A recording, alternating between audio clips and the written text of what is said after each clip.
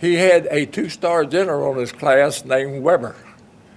Weber had been his roommate at West Point. And Patton knew he needed a basic staff of enlisted men to do all the work. And that's normal in the Army. And to take care of the officers that was on his staff, and that was normal, that was okay, we didn't mind. And he had this General Weber, who was a major general, run all of the AGCT scores in the Third Army. Now that's a test we all took when we first went in the Army, Army General Classification Test. Everybody took the same test. Lo and behold, my grades were astronomical as far as the United States Army was concerned. Next thing I knew, I was the enlisted man on the enlisted people that looked after General Patton and his staff. I didn't mind it at all. They all treated me decent. I treated them decent. I went through the campaign there with North Africa with General Patton.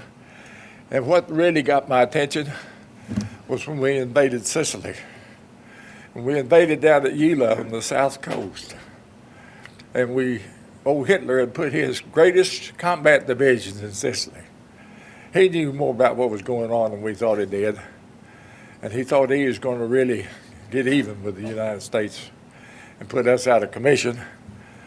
And we hit that beach, and 29 days later, we'd conquered Sicily.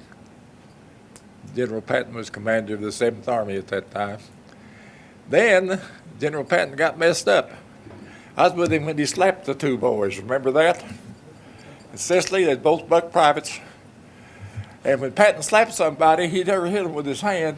He'd take his gloves off. He always wore gloves, and he'd whip his glove across their face.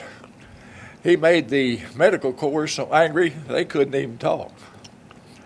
And it just about put General Patton out of business because Dwight Eisenhower was commander of the European theater operations. He had the final say, and the man that really ran the Army at that time was General Marshall, who was in Washington, D.C.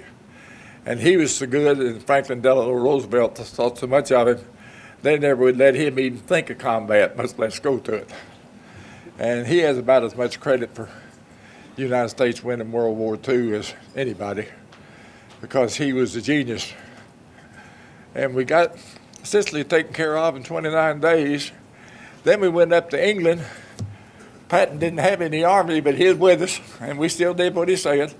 We ran up and down the coast of England for about 3 months, like chickens with their head cut off. And I finally found out what we was doing.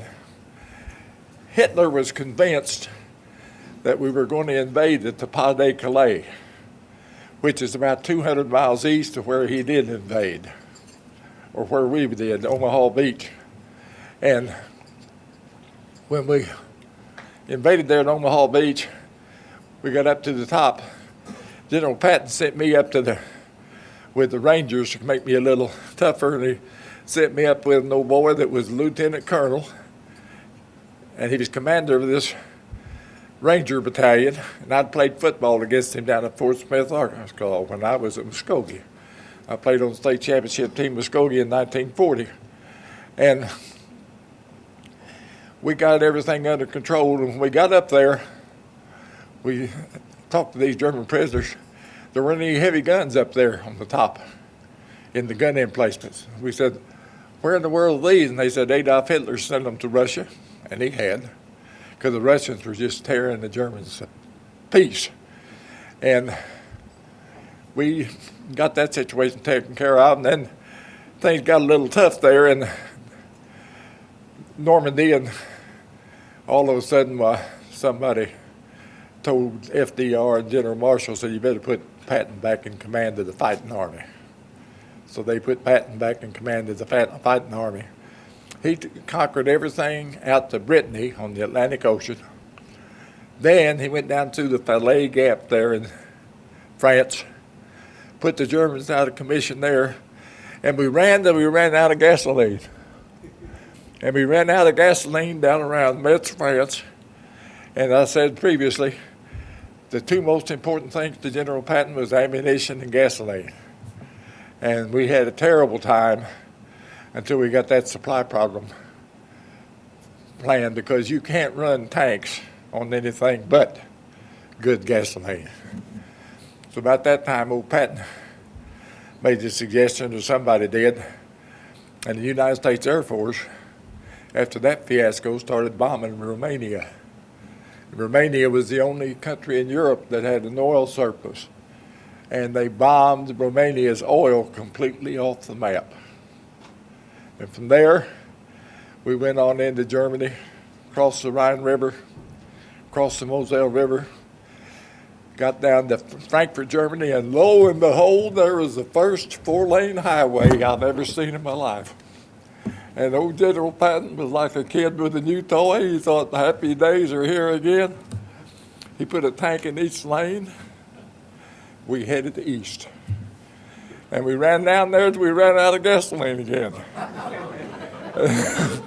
It was down to a place called Zwickau, Germany.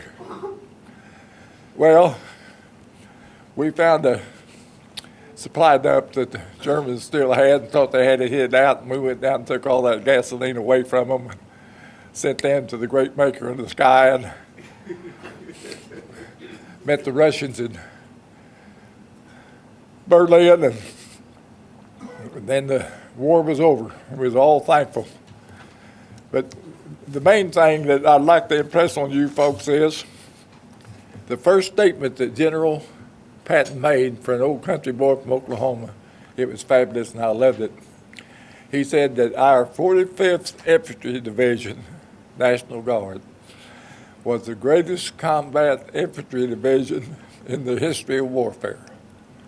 And I think he was right. The 45th was second to none. They did a tremendous job. I know when I was little, living up there in Edmond, I used to go down to the armory and watch the 45th drill. I was impressed. And what I'm emphasizing today is our last World War I soldier's alive, 109 years old, where he's living. General Patton's gone. He's probably running the troops in heaven if the good Lord's got any troops up there. I wouldn't doubt what he does, because he and the devil have been fighting ever since the beginning of time. And I just thought I'd share those things with you.